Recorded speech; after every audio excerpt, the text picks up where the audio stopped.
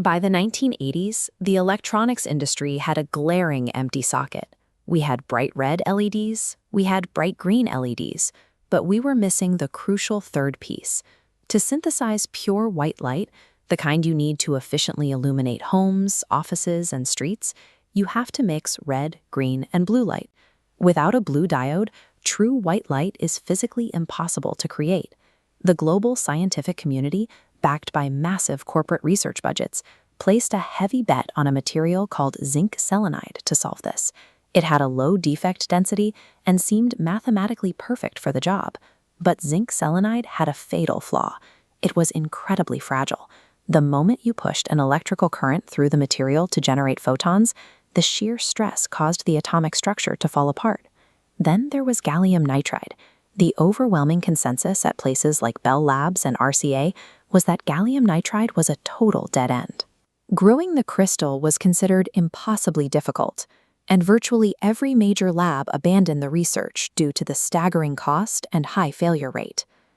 Developing the solid-state lighting we use today required a few stubborn researchers to ignore that scientific consensus and return to the exact material everyone else had thrown away. To build a gallium nitride LED, you first have to grow a perfect crystal of the material. Because you can't easily grow it from a melt, you have to deposit it layer by layer onto a foundation, typically a sapphire substrate. This introduces a major structural headache known as lattice mismatch. The atomic grid of gallium nitride does not line up with the atomic grid of sapphire. The physical spacing is off by about 16%. On top of that, their rates of thermal expansion differ by 27%. When researchers placed these materials inside a reactor at over 1,000 degrees Celsius, the extreme heat forced these incompatible structures to warp and pull violently in opposite directions. The stress was too much. The gallium nitride layers shattered. Instead of producing clear, uniform crystals, the reactors turned out fragmented, highly defective black films. This severe structural incompatibility was exactly why the scientific establishment walked away.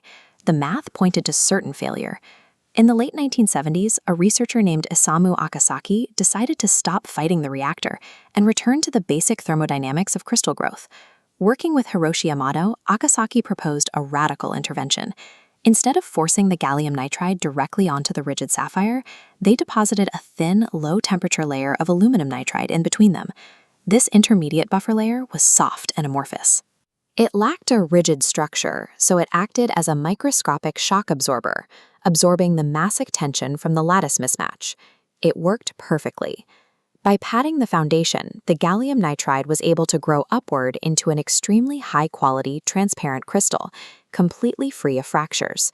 They had engineered the impossible crystal. But a flawless crystal alone is essentially a paperweight. It still couldn't emit light. The next major hurdle fell to an engineer at a small chemical company named Shuji Nakamura. The new high-quality gallium nitride crystals had a severe electrical problem. They trapped electrons and had terrible conductivity. To build a light-emitting diode, you need a p-n junction. This means creating a material with a p-type layer, which is full of positive charge carriers called holes, and an n-type layer, full of negatively charged electrons. This schematic illustrates Nakamura's architectural solution.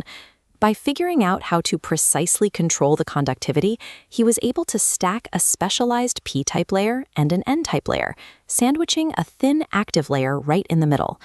When an external battery is connected, the voltage physically pushes the negative electrons from one side and the positive holes from the other, driving them straight toward the center.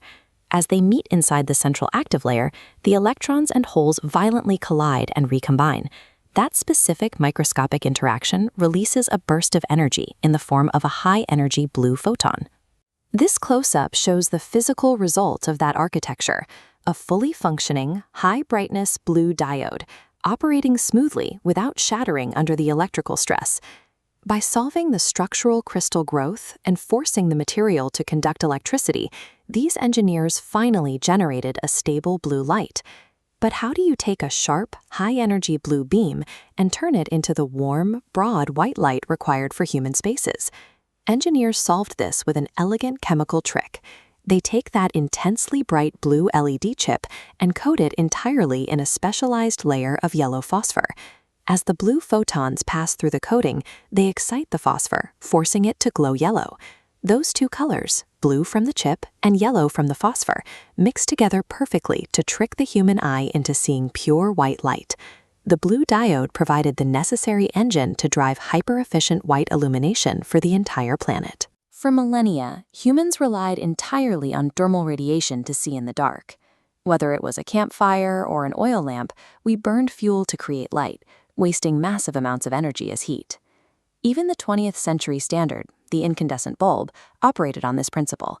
It heated a fragile metal filament until it glowed, maxing out at a highly inefficient 16 lumens per watt.